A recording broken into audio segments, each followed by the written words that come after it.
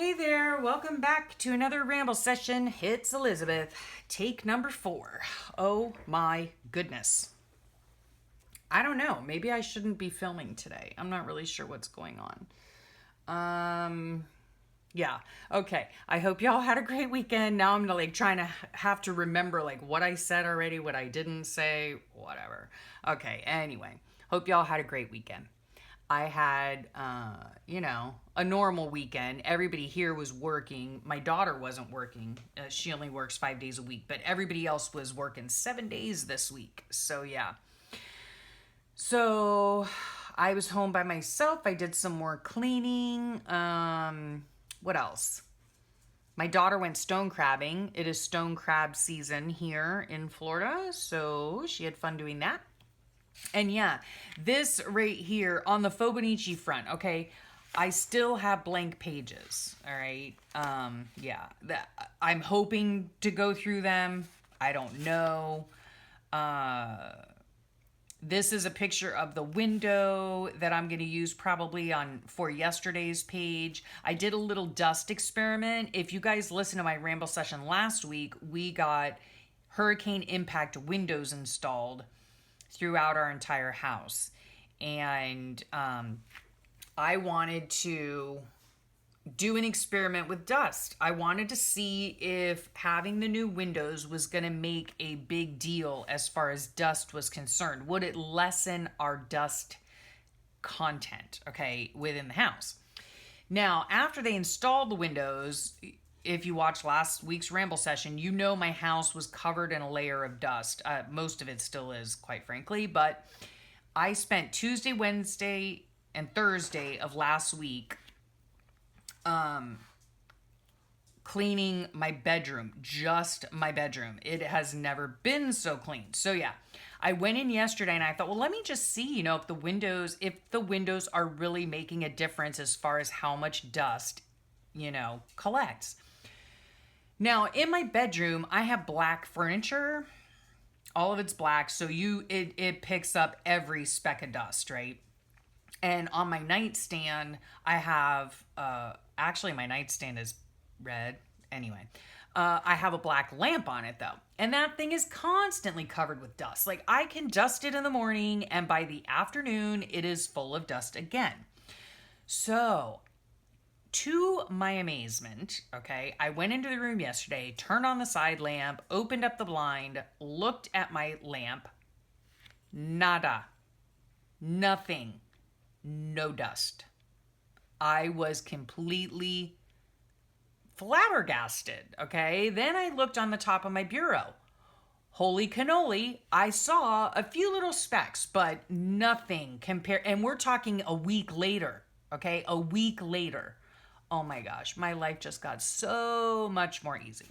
Okay, so there's that. That's what I'm going to write about on this page. And then, oh golly day, yeah. So last week I spent the whole week cleaning and didn't hardly get any done. And then Friday was spent dealing with, I know this is TMI, but I mean, come on guys. Nothing is sacred in these Ramble sessions, including my husband's 24-hour urine sample. Yeah. So sorry if that's TMI, but I won't go into too much detail. It ended up just being funny and not at the time. It wasn't funny. We haven't gotten the results back. Anyway, he's getting tested for some weird random thing.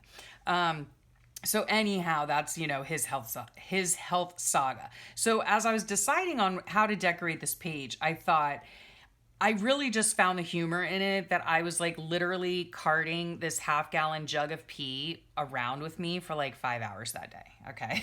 Oh gosh. I did have some breaks in between. I came home in between, put it in the fridge, then put it in a cooler to take to another lab. It was just a snaggle fest, let me tell you. Okay. The first lab I was going to take it to was closed.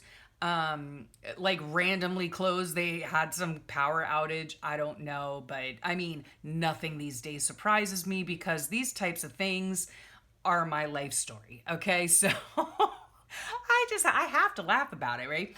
So I had a doctor's appointment in the same building, and that's the whole reason I said, oh yeah, sure, I'll go ahead and take your sample in and drop it off. I'll be right there, right? Well, they weren't open, so here I've got to carry the jug of pee around with me. Oh my gosh. Luckily, I had it in a bag, okay? Like I had the presence of mind to put it in a bag, so it was like incognito pee, you know what I'm saying? And thank goodness no one was like, hey, what you got in the bag? Because that would have been awkward. Yeah. I mean, well, let's just face it. I mean, it would have been awkward for anybody to ask some stranger, like, what's in your bag, right? So, okay, anyway. So yeah, I like to find the humor in things, okay? On this particular day, during these particular 5 hours, I was not a happy camper, okay? I was just not. But then looking back on it, I thought, yeah, this was me walking my little 24-hour urine sample. Well, it wasn't mine, it was my husband's, but yeah. Thank God he doesn't watch these videos. Anyway, no, Jackson, stop. Yeah, so that had to do with that, right? So, oh gosh. Oh my gosh, I love my life. I love my life. I love it. I really do. It's like literally a comedy of errors. Okay, like my entire life is just a comedy of errors. Yeah. So I have to laugh about it. I have to, because it's freaking funny, you know? It's hilarious. Anywho, so yesterday, when was yesterday? Sunday, yeah. Please, Jackson, I cannot deal with you. Excuse me, he's being very rude. And I am not starting this video over again, so you can just forget it. Sorry, guys. Okay. This right here, I did get permission from Felicia, who is our admin on the Facebook group, Fobonichi Journalers, and I link that group every time, okay, in my videos, because I am always talking about the Fobonichi, because I am very passionate about my Fobonichi, or what's now really being termed like just a creative journal. You know, a place to put everyday memories, like, you know, 24-hour urine samples, okay, and the adventures of said P. Okay, so I was scrolling through Sunday's posts on the group, and I came across a post that she did, and I did ask her permission to print it out, include it in my book, and then share it with you all as well. And while I'm talking about permission, I just want to say here, just in case I get a question or somebody says, what a beautiful girl you painted. Yeah, I didn't do this. This is actually from Karen Campbell's art group online, her Facebook page. And there's a wonderful artist lady on there, and I love her paintings. They're just gorgeous. So that's from her. Just wanted to let you know. In case you were wondering. Hold on, here comes Fred. Sorry. Okay, so as I was scrolling through Facebook on the Facebook Journalers group, I came across Felicia's post, and she was writing about how it was her official like 5-year Phoboversary, okay? Or I call it a Phoboversary. She calls it a Fobonichi-versary, which just means that it was her 5-year anniversary for doing the Fobonichi, okay? For journaling the Fobonichi way. Now, Felicia is the one who introduced me to the Fobonichi way of journaling. And when was that? I've been doing the Fobonichi for 4 years, 4 complete years. I have 20 some books, like I'm on my 23rd book or something. And yeah, so I ran across her when I was looking at YouTube one day, and I thought, oh my gosh, that is a fabulous idea. I would love to do that. And so that's how I got involved with it. And then ultimately, when I joined the group when she started Fobonichi Journalers, I joined the group immediately and have been a part of it ever since. And it's a fabulous group. And yeah, I forgot where I was going with that. Oh yeah, and she and the other gals on there are actually the reason that I have a YouTube channel. Yeah, so you can thank them for me, you know, torturing you every Monday. You're welcome. So, yeah, they're the ones that started me on this whole thing. And so, anyhow, back to her post. So, she wrote about journaling, her thoughts on journaling. And it really resonated with me because I have thought these things, I have written these things, I have spoken about them to y'all, but I wanted to share it with you because, as most of you know, journaling is quite the passion of mine. And I truly believe that every single person on this earth should journal in some form or fashion. Okay. Now, I know, like, to some people, journaling might sound like an activity that a therapist would give you, right? Which in some cases it is, and in some cases that's very important to that person and is, helpful to their well-being, right? And I totally get that. This type of journaling, however, is really not that type of journaling. It in my case anyway, I can't speak for whoever else journals this way, but in my particular case, I write about the everyday things, okay? Hence walking the P, all right? Everyday occurrences I write about. Here I was burning incense. This talks about my son's job. This talks about how I love this particular artist and how I really admire her work. So this journal does not hold my deepest, darkest secrets, okay? It's not the type of journal that I need to keep a lock on. It's completely the opposite.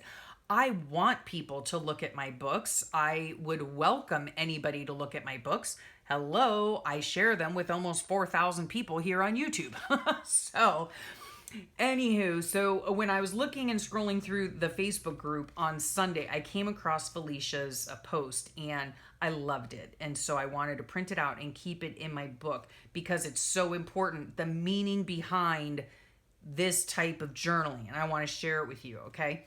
So she wrote, "Today is my official Fobonichiversary, 2013 to present." So she's been doing it for 5 years.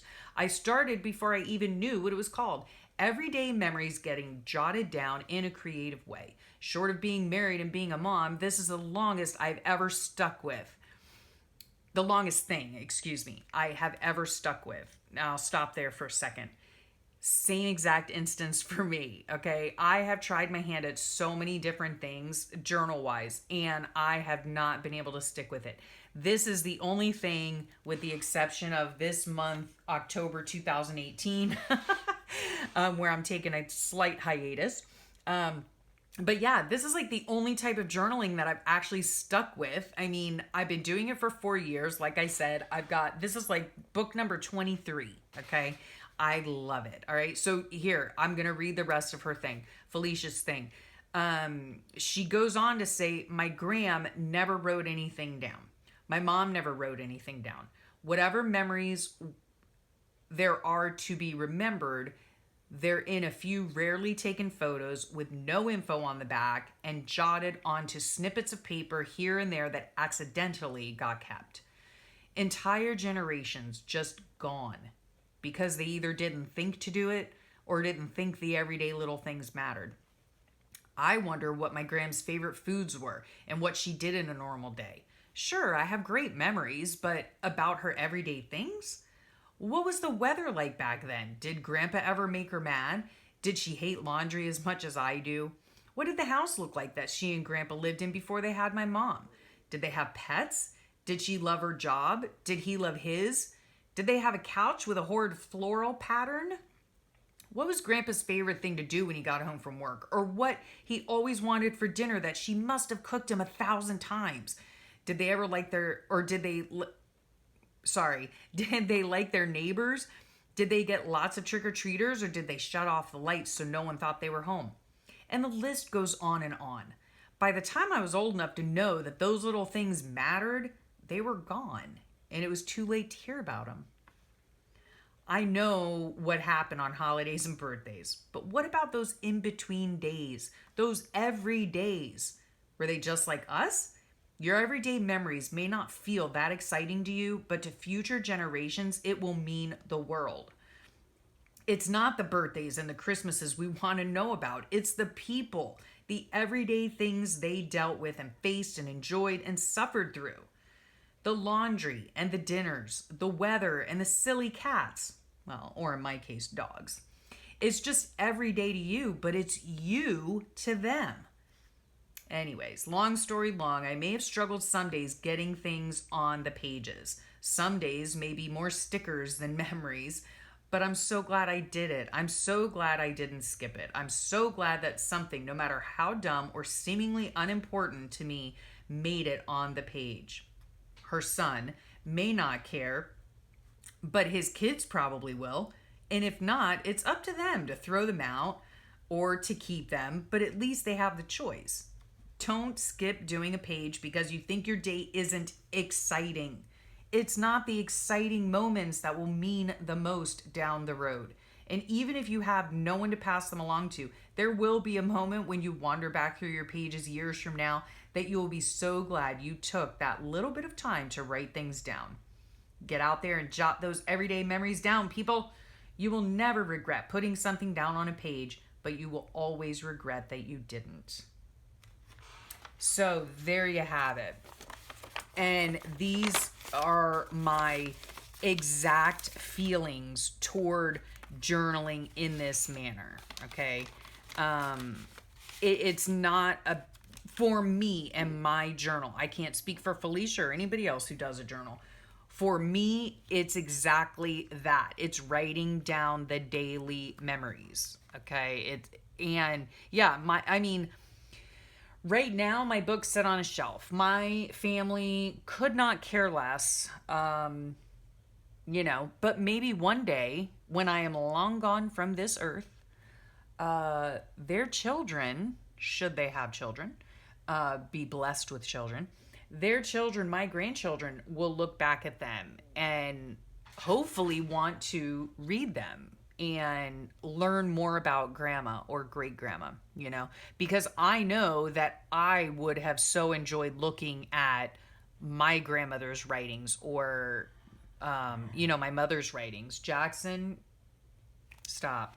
Okay, so enough about that. But I really wanted to share that with you because I have such a passion for this type of journaling and I love it. And I think everyone should journal in some way, not necessarily this way, but in some way. Okay. Boy, that was an awfully big soapbox, wasn't it? Okay. Yeah. At least we're off the pee. Excuse me. Excuse me again. All right. So, I wanted to show you this right here as well. My dear friend Brooke had a live sale. Sorry if there's any glare. She had a live sale last week and I purchased these two things from her. One of them is a book about a father and a daughter, and it has the words "To Love Me Tender" by Elvis Presley. When I saw this, I had to have it because my husband and my daughter is a daddy's little girl, like from the get-go. She has always been a daddy's little girl. And my husband used to sing to our kids a lot when they were younger. And, I used to sing to them as well. But my husband would take them out in the evenings onto our back porch swing. And they would have their little blankets that I had quilted for them. And they would cuddle up on that swing, especially in the fall, on fall nights when it was nice and cool out. And they would cuddle up and he would sing just old gospel hymns or Elvis Presley songs. So it just melted my heart, so I had to get it. And then the other thing I got was this right here, and it's an ephemera pack. I'm pretty sure she still has them. Maybe not. I don't know. It's Recreations by Brooke, and you're going to have to just go to her site. Go to her Etsy store. And, sorry for the glare. And look at that cute little sticker. Yeah. That's her little label. Love that so much it's not even funny. And she might even make custom orders. I'm not sure. You'd have to figure it out. So anyhow, in this ephemera pack, they are, what are these called? Like nature books, nature guides. butterflies and florals and birds. Okay, now these would look absolutely fabulous on a book text tag or a book text pocket or something like that. So I'm really excited about these. And then these as well, just some more floral guidebooks, you know, and then some shells, which are always fun, and then some black and white ones, right? So love that, super awesome. And then because she is such a sweetheart, I had mentioned to her that I wanted to do a blue Christmas journal. And so she sent me so sweetly all this blue, this right here is like blue vellum cutout. Cute. And then she sent me like a bunch of blue things to add to my blue Christmas book. So yeah, so exciting. Oh, and look at those. I can put those as little like dangles and stuff. So adorable.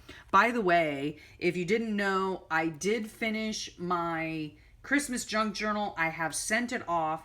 To my knowledge, it says it was delivered, but I haven't heard from the recipient. So I don't want to put the video up until I hear from her. And then this gorgeous, like, I don't even know what this is. Gorgeous piece of linen. Beautiful. A beautiful embroidered maybe. Oh my gosh. How beautiful that is. Piece of, it's either a tablecloth. Yeah, it must be like a table, not a tablecloth, a placemat perhaps. Linen placemat. It's too big to be a hanky. And then just some embellishments. These are like slides, so those are fun to work with. Little bag, and then a bunch of like greeting card little snippets of blue. And then these beautiful, look, that's even been written in. Beautiful vintage cards. She's got a lot of different vintage cards on her website, so make sure to check it out. Glassine bags, just a bunch of different stuff. So that can go so well in my blue Christmas journal when I sit down to do it. I think that's all I wanted to share. Oh, there's one more thing. I had talked about, oh, and speaking of Christmas too, I was watching Jessica Rapp's live, and I'll put her links below too. And if you do decide to subscribe to their channels, make sure you click the bell, because that'll notify you when they go live, okay? So I was on Jessica Rapp's on Saturday afternoon. She had a live sale as well, and I purchased a box of Christmas. So I'm super excited for that. And yeah, I'm going to make up some Christmas journals. I don't know what I'll do with them, but I'm going to make them. And then the last but not least, I think, is this. Okay. Look at that poor girl. She's green. I'm not really into Halloween, but yeah, I don't know. Maybe she's a witch. But now this is me experimenting, okay? And this is in my sketchbook. And I am a member of Karen Campbell Artists Awesome Art School. And so yeah, I was experimenting with some things. We had done, or I had done a Stabilo. Remember, I showed you guys the Stabilo person. Yeah. Okay. So she puts like Mod Podge over her finished work. So I wanted to see what would happen. So this is what happened. Okay. And then I always write little notes to myself about what worked, what didn't work. So I can go back and, you know, look at this and see what I should be doing, what worked and what didn't work. Right. And I also, like, I just write what I'm thinking. Right. Yeah, so I added some green pit pen after the mat because she was screwed anyway. So she's just screwed and green. Yeah, because the Mod Podge, it like when the Stabilo was not activated, if you can see that, it drew it down, right? Which is super cool effect if that's what I had intended. I used the Stabilo on her eyebrow, and when I put the Mod Podge over, it did not react. So that was an interesting little tidbit of information that I can use later, right?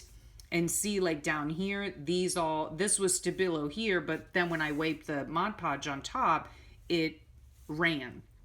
Again, super cool effect, but not the one that I had intended. So now I know, right? Yeah.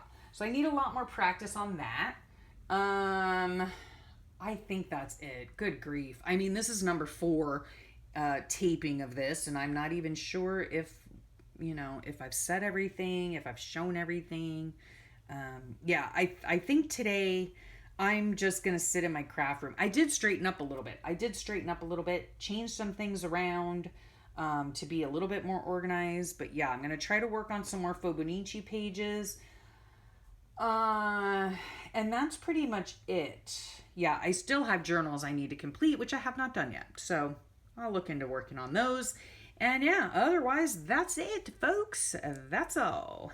Yeah, so I hope y'all have a great rest of your week. Have a fabulous day. And please, please, please consider journaling just a little bit. It's fun. Trust me. And somebody someday will appreciate it. So, yeah, I'll leave you there. I'll leave you with that little thought. And I'll talk to y'all soon. Bye.